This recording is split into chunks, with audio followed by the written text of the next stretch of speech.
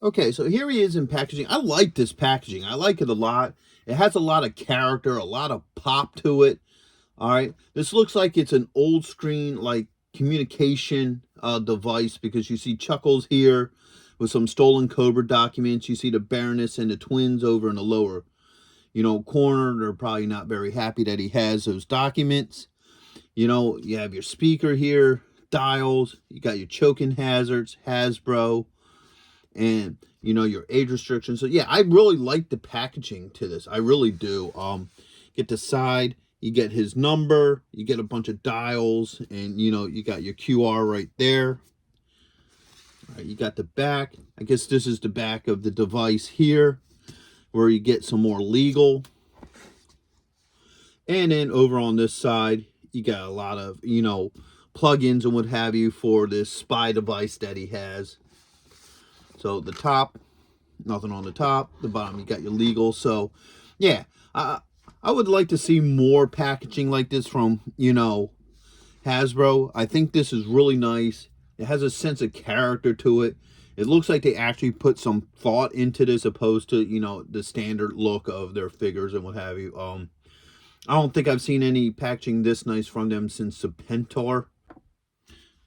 So you thought we were done, but no, there's more to this packaging. So what you do is, there's a little tab here. You open her up. There we go.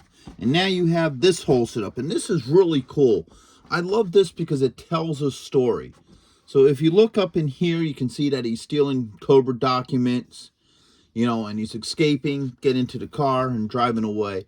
It almost kind of reminds me of the old game, and now I'm going to show my age, called Elevator Action, where you go through different levels, get the secret stuff, you come down the levels, and then you get in the car and drive away. So kind of reminds me a little bit of that.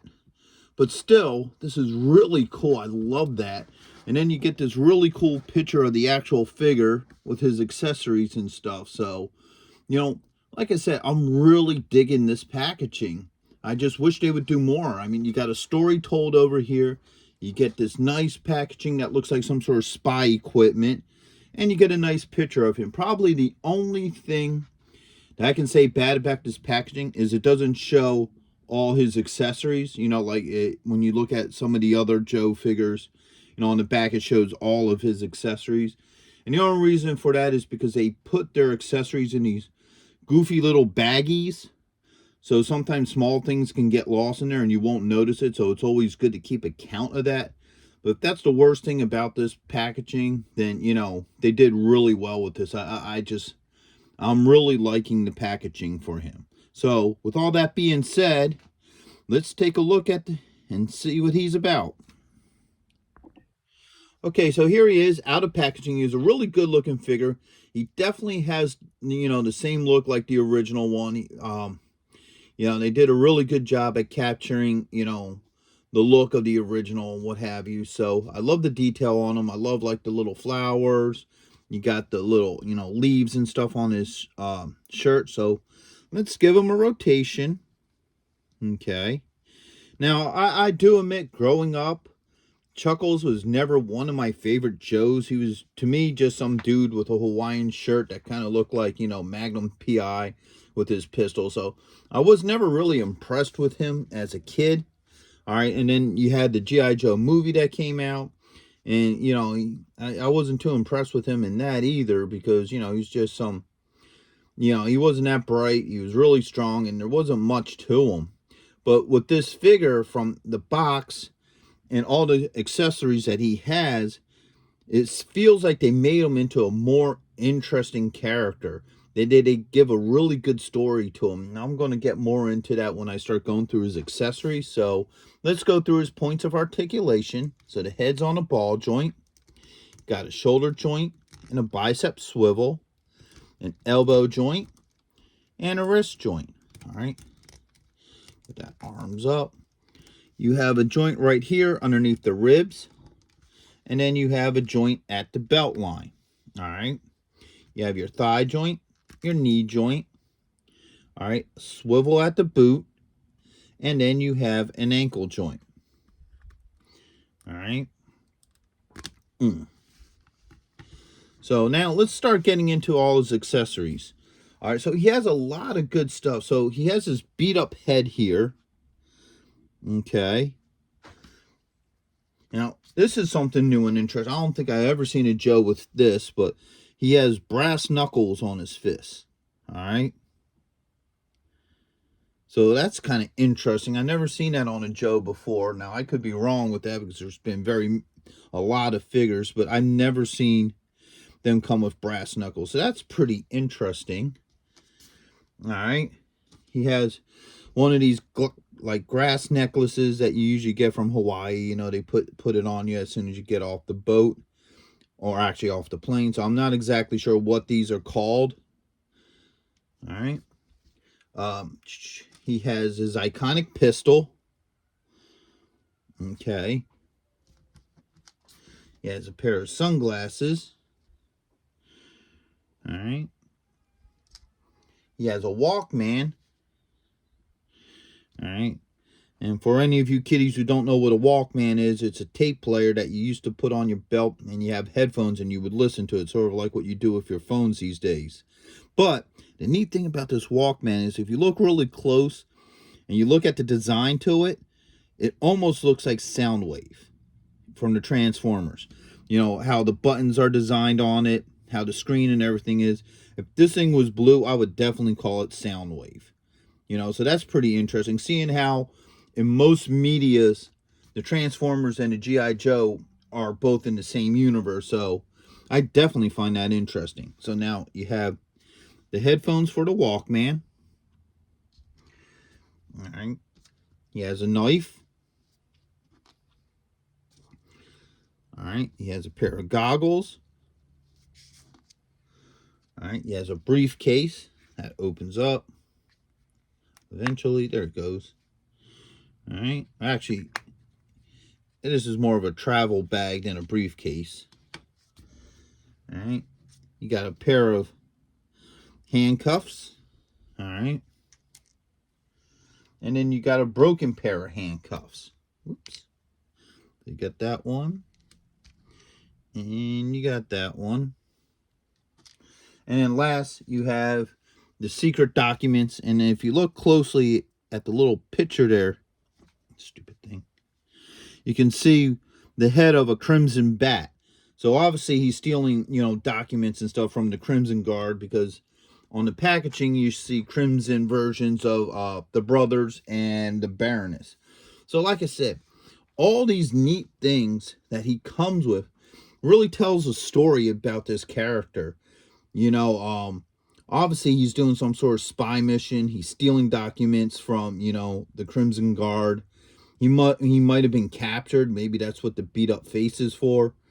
You know, and then he broke free and got what he had to get. Now also on his watch here, and it may be hard to see because it's small and, you know, unfortunately my camera won't focus on it. There's actually a counter on his watch. So you got a 0.01. So something's counting down, whether it's a bomb that's going to go off, or, you know, he has a deadline to when he can get these documents to wherever he has to get them. So like I said, this Chuckles I seem to like a lot more than the original one. He's a lot more interesting of a character. They put a really good storyline to him. I would love to find out, like, what storyline this is from, whether this is from a comic book or some unknown, you know, cartoon or something. Because, you know, all of his accessories really makes you interested in this character. So let's see how well all this stuff works with him. So first off, let's change heads. All right. Okay, that one popped off. And I'll put this one on.